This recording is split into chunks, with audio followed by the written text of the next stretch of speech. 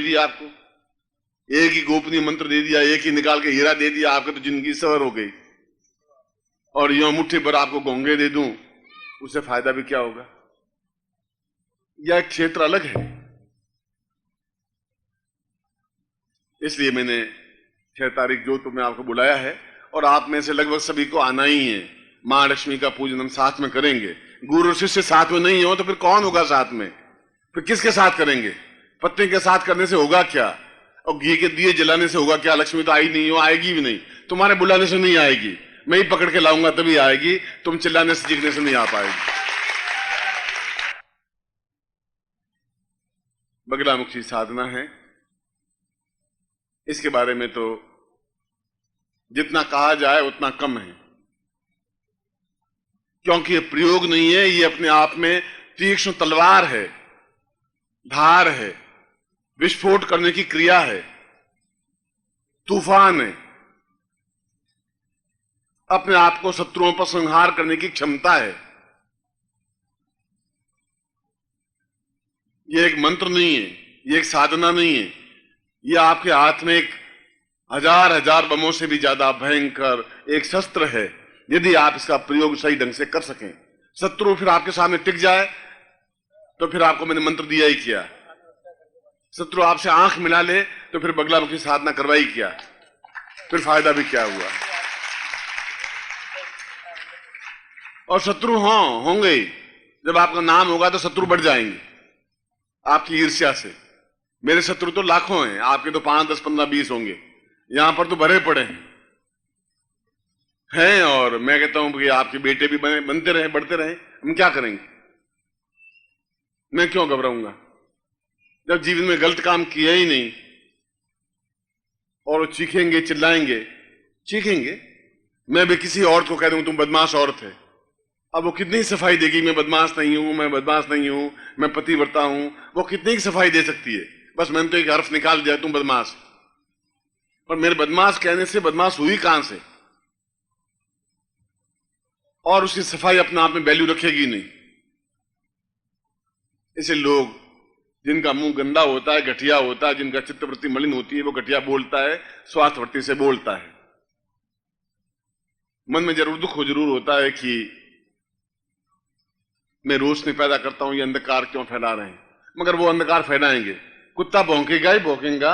मैंने एक बार टेस्ट किया था, शहद खिलाया पहले उसको तो भी भौंका, गुड़ खिलाया तो भी भौंका, फिर डंडा मारा तो भी भौंका और भाग गया। तो ऐसे लोगों को डंडा मारना है, और डंडा मारने को बगलामुखी प्रयोग कहते हैं। बस धुआं दो।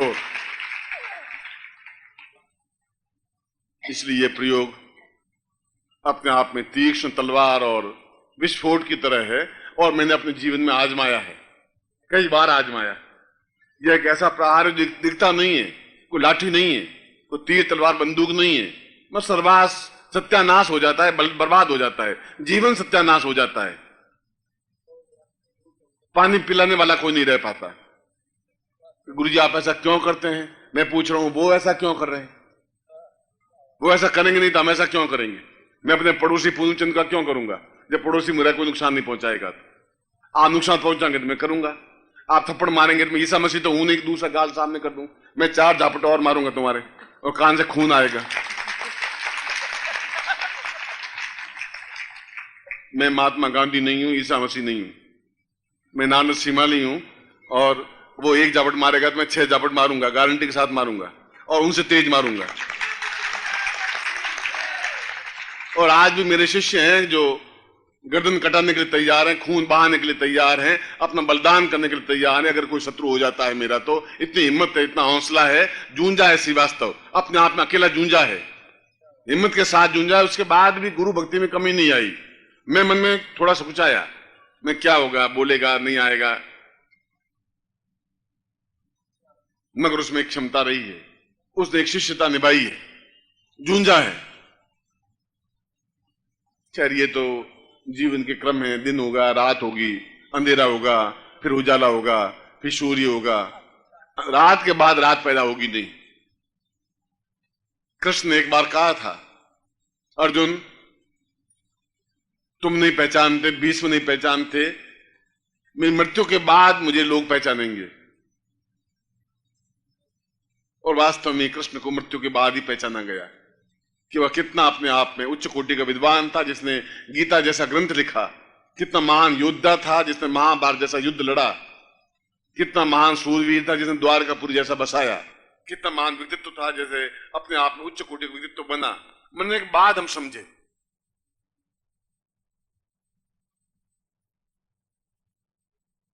यह एक इतर प्रसंग है, एक प्रसंग बीच में आया, इसलिए बगला मुखी साधना अपने आप में जीवन की एक अद्वितीय साधना है। पहले तो मैं आपको दीक्षा दे देता हूं, फिर प्रयोग करवा देता हूं, फिर प्रवचन करूंगा। प्रवचन का एक एक अंश, एक एक अंग, इसलिए नहीं मैं बहुत महान हूं, इसलिए कि एक एक अंगारे की तरह है जो आपके हृदय को झुलसा करके रख सकती है। एक एक आग की तरह मेरा शब्द जो आपको झुलसा सकती है, कायर बुजदिल की तरह नहीं है, शीश झुकाने के लिए लायक नहीं है। इसलिए मैंने कहा था कैसेट में चाहे तो 20 रुपए की, 30 रुपए की, 30 रुपए की, 15 रुपए की, पर आपके पास संग्रह है, आप किसी को सुनाइए, आप बताइए कि क्या है ये मेरे गुरुजी हैं, आप खड़े होइए सामने, तब एहसास होगा कि आपके इनके शिष्य हैं। मैं आपको हाथ जोड़ के गिड़गिड़ाना नहीं करता कि हे लक्ष्मी मैया, हे लक्ष्मी मैया, घी जलाता रहूं, रात सुबह कितना 1.5 किलो घी जल गया, लक्ष्मी आई कि लक्ष्मी तो आई नहीं। वैसा दरिद्री का दरिद्री, वो लक्ष्मी मत कैसे पकड़ा हाथ खींच करके लाया कि बैठ और पैसे ला, वो उसको लक्ष्मी मैया कहते हैं। अब लक्ष्मी मैया करते करते बहुत दुखी हो गए, हम तो जिंदगी पार कर ली, अब लक्ष्मी आवे नहीं आवे। अब पत्नी का नाम लक्ष्मी रखते हैं, अब वो लक्ष्मी अगर आ गई घर में तुम्हारी पत्नी, तो बेटी का नाम रख देना जैसे घर में लक्ष्मी आ जाए, और कोई रास्ता नहीं है। या फिर गुरुजी लाके दिखाएंगे कि ऐसे आएगी, और कोई तीसरा रास्ता नहीं है। वो 9-10 तारीख की बात।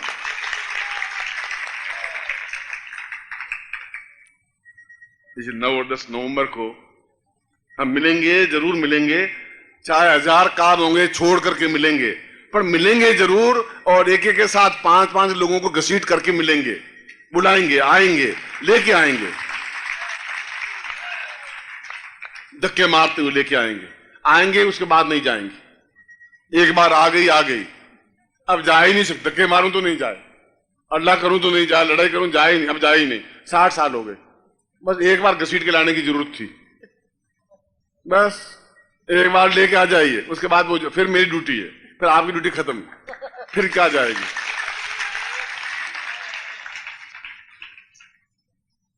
इसलिए इस रास्ते पर जोड़ने की भी जरूरत है, यह भी आपका काम है कि आप चलिए, एक बार देखिए, किराया मुझसे लीजिए, आप किराया खर्च करिए, देखिए तो सही क्या है। होंगे 5 में से 2 आलोचक निकल जाएंगे, 3 भले निकल जाएंगे, 3 आलोचक 2 तो भले होंगे, चलो 2 ही सही, 2 के तो 20 हो जाएंगे, 20 के 2000 हो जाएंगे। एक लड़का पैदा किया, एक लड़के के 4 हुए, 4 के फिर 16 हो गए, 16 के 256 हो गए, फिर संख्या बढ़ती गई। फिर उसके बाद में यहां पर तो एक कुटीर उद्योग है, बच्चे पैदा करने के लिए कोई ट्रेनिंग है ही नहीं, कोई कॉलेज में पढ़ाई वढ़ाई नहीं है, धुआं बच्चे पैदा होते ही रहते हैं दिन रात।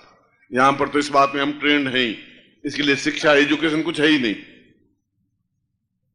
आप ले आइए, लाने के बाद जो कुछ सिखाना है, सीखना है, दिखाना है, देखना है। हो सकता है कुछ उसमें कपूत निकल जाएंगे, हो सकता है कुछ सपूत निकल जाएंगे। हमने बीज बोया है, हमने अपना कर्तव्य किया है, उसके बाद जो कुछ होगा गुरुजी जाने।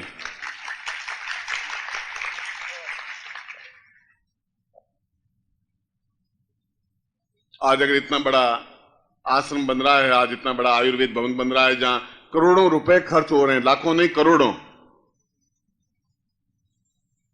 और अगर हो रहा है तो कोई मेरे बेटे और पोते तो उसमें कोई उसमें आनंद भोगेंगे, वो न बेच सकते हैं न खा सकते हैं।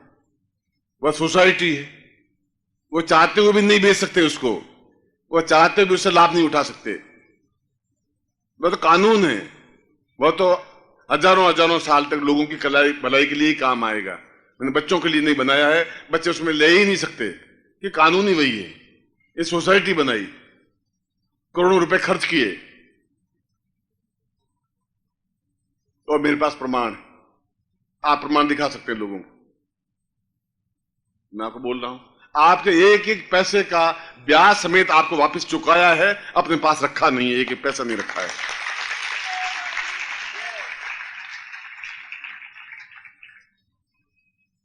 इसलिए कृष्ण की मुझे वापस वो लाइन बोलनी पड़ रही है। एक समय आएगा तब मुझे याद करेंगे, जब याद करेंगे तब मैं उनके पास नहीं हो पाऊंगा।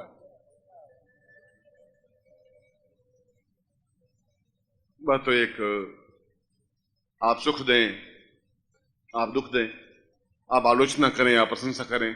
न आलोचना से कोई तकलीफ होती है, दुख जरूर होता है। न प्रशंसा से फूला समाता हूं।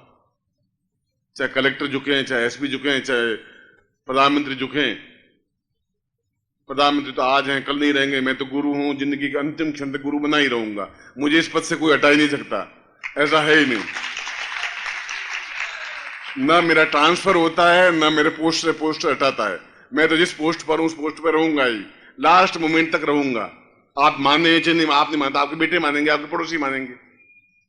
तो मुझे मालूम है कि मुझे में क्या ज्ञान है, क्षमता है, क्या है क्या नहीं। और दूर दूर से जयप्रकाश आप लोग टेलीफोन करते रहते हैं, गुरु जी क्या बात है, उदास क्यों है, तकलीफ क्या है, वेदना क्या है। मैं एक हृदय में एक गदगद हो जाता हूं। कितना याद रखते हैं, कितना प्यार करते हैं। मेरे लिए कितने आंसू बात हैं। ये क्या है? ये मेरे हृदय की धड़कनें हैं, जो ये सब बैठे हुए हैं।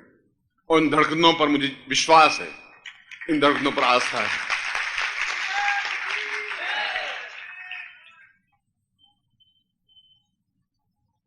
इसलिए आप चिंता मत करिए, मैं आपके साथ में हूं। हर मोमेंट, हर क्षण, हर दुख में साथ में हूं। लड्डू बंटे, आप मुझे मत बुलाइए।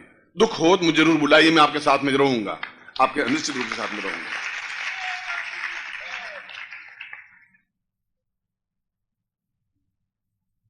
बगलामुखी के बारे में सैकड़ों ग्रंथ लिखे जा चुके हैं, और मेरे जीवन का अनुभव भी यही है कि बगलामुखी साधना अपने आप में एक तेजस्वी साधना है। मैंने सुबह बताया था कि सैकड़ों प्रकार के हमारे जीवन में गुप्त शत्रु और प्रकट शत्रु दोनों प्रकार के हैं। जिन पे विश्वास करते हैं वे विश्वासघात भी कर सकते हैं, वे भी शत्रु हैं।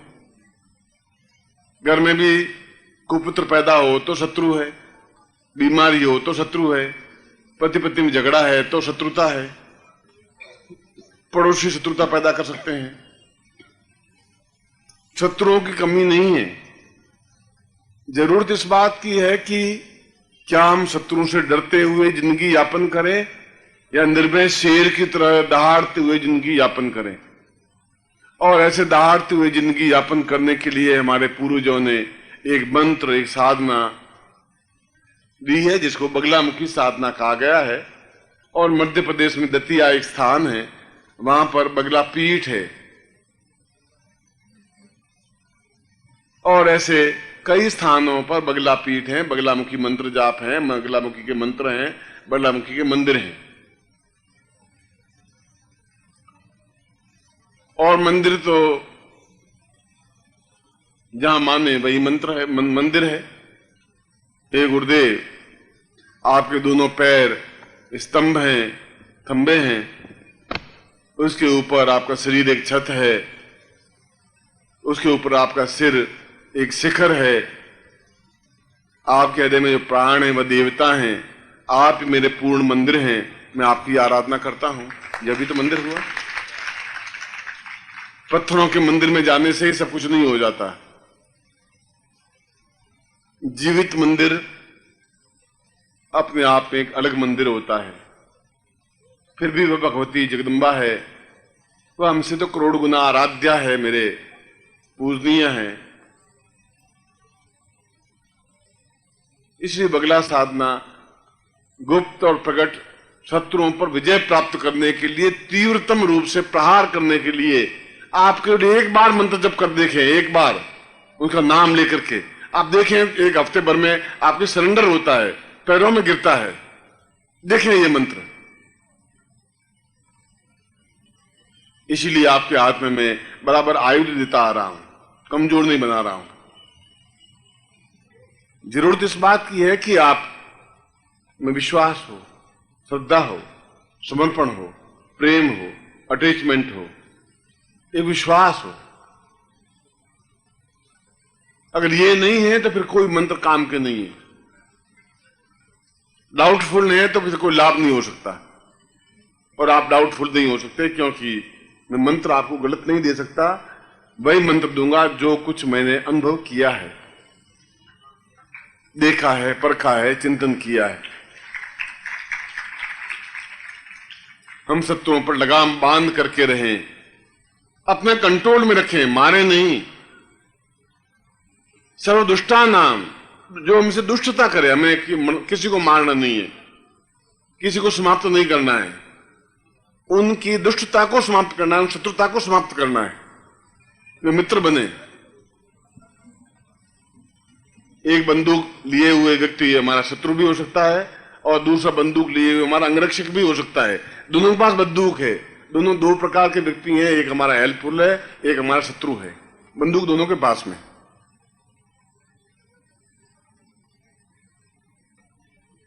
इसलिए इस मंत्र में दुष्टा नाम शब्द आया है। मैं राष्ट्रपति महोदय से मिला था तो उन्होंने बड़ी लंबी अच्छी बात कही थी। बलराम की मंत्र में शत्रु नाम नहीं कहा है, दुष्टा नाम कहा है। मैंने कहा आप ठीक कह रहे हैं। जो दुष्टता रखता है, जो हमसे शत्रु भाव रखता है, जो हमारा आई सोचता है, जो हमारा नाश करने के लिए ऊपर तुला हुआ है, उसको उतना ही सजा, उतनी दंड, उतना ही कठिनता, कठोरता मिले, एहसास हो, और मिलता ही है। जगदम्बा का दंड अपने आप में बहुत प्रबल होता है, जो ऐसी मार मारता है कि सांस भी नहीं ले पाता, क्योंकि हमें उस पर विश्वास है। मोक्ष खट्वांगम परशुजिनम भस्म फणिना, हमें उस पर ऐसा विश्वास है कि वह काली है, महालक्ष्मी है, मां सरस्वती है, जगदम्बा है, बगलामुखी है, छिन्नमस्ता है, भुवनेश्वरी है, सैकड़ों रूपों में से हमें सहायक है, क्योंकि वह हमारी मां है। हमारी रक्षा करने के लिए उनकी ड्यूटी है, धर्म है, तत्परता है, क्योंकि हम उनको याद रखते हैं, उनके साथ में हैं। इसीलिए बगलामुखी साधना का प्रयोग आपको संपन्न करवा रहा हूं, और इसकी विधि क्या है वह मैं समझा देता हूं। वह जरूरी है, वह है तो पूर्ण फल है, वह नहीं है तो अधूरा फल है, नुकसान नहीं हो सकता, साइड इफेक्ट कुछ नहीं है। आप पूर्ण फल चाहते हैं, आधा फल चाहते हैं, चौथाई चाहते हैं, 5% चाहते हैं, वो तो आप पे डिपेंड है। इसलिए मैं उसकी क्रियाएं समझा देता हूं। इसको पीतांबरा देवी भी कहा गया है, इसको बगलामुखी भी कहा गया है, इसको वल्गामुखी भी कहा गया है। पीतांबरा का मतलब है कि मंत्र जप में सब कुछ पीला ही काम आता है। पीली धोती हो, ऊपर पीला दुपट्टा हो, यज्ञोपवीत पहना हुआ है तो पीले रंग से रंगा हुआ हो। यदि रुई है, दीपक लगाना जरूरी है, तो पहले रुई को पीले रंग से रंग दें, सुखा दें, फिर उससे बत्ती बनाएं। घी है तो उसमें थोड़ी हल्दी मिला दें, फिर घी का दीपक लगाएं। कमरा है या कमरे का कोना है तो पीले कागज लगा दें चारों तरफ, फिर उसमें साधना करें। पुष्प चढ़ाएं तो पीले पुष्प चढ़ाएं, चावल चढ़ाएं तो पीले पीले रंग में रंग के, सुखा के अलग रख के वो चढ़ाएं। और मंत्र जाप भी पीली अकीक माला से या हल्दी की माला से ही मंत्र जाप किया जाता है। जो मैं माला दे रहा हूं वह पहनने के लिए है, रक्षा के लिए है, कि आपका अहित नहीं हो। वह कोई विकराल रूप नहीं है, फिर भी तीक्ष्ण देवी है, नुकसान नहीं पहुंचाती, फिर भयभीत हो सकते हैं। इसलिए मैं आपको वो माला दे रहा हूं कि आप उसको पहन करके हल्दी की माला से या पीली अकीक माला से, पीली अकीक माला से मंत्र जाप करें। रात्रि को ही मंत्र जाप होता है, दिन को नहीं हो सकता। केवल 11 माला मंत्र जाप किया जाता है, केवल 11 दिन मंत्र जाप किया जाता है। 11 माला 11 दिन तक सामने घी का दीपक लगा करके, अगरबत्ती लगा करके, पीले वस्त्र दान करके, पीतांबरा का चित्र हो या मूर्ति हो, और नहीं हो तो कोई अक्षत की ढेरी लगा दें और मान ले कि ये पीतांबरा देवी है, बगलामुखी देवी है। सामने गुरु चित्र हो जिससे हमें रक्षा हो सके। ये माला जो मैं दे रहा हूं पहने हुए हो, ये यंत्र है, वो अपना में पीतांबरा यंत्र है, बगलामुखी यंत्र है, इसके सामने ही सही और मंत्र जाप करें और केवल 11 दिन तक करें। उसके बाद में भी समय मिले तो रोज एक माला करें, नहीं एक माला कर सके तो 11 बार मंत्र जाप करें। कभी कोई मुसीबत ज्यादा आ जाए तो पूरी एक माला कर दें, फिर तो माला आपके पास में, यंत्र आपके पास में, पूरे जीवन भर ये यंत्र और माला काम आ सकती है। तो आपकी माला फिर आपको ही काम आएगी, आपका यंत्र फिर आपको ही काम आएगा, खुद की रक्षा के लिए, दूसरों की रक्षा के लिए भी। इसलिए ये लामा पद्धति से भी, भारतीय पद्धति से भी मंत्र तो एक ही है, थोड़ी सी विधि अलग है। यह विधि मैंने आपको भारतीय पद्धति समझाई है, पद्धति में कोई अंतर नहीं है, थोड़ा सा एक क्रम थोड़ा सा अलग है, क्रम समझा दूंगा। इसमें एक अक्षर है जो उसका मूल अक्षर है, उसको कहते हैं हलीम। ओम परम तत्वाय नारायणाय गुरुभ्यो नमः। ओम ह्रीं मम प्राण देह रोम प्रतिरोम चैतन्य जाग्रय ह्रीं ओम नमः।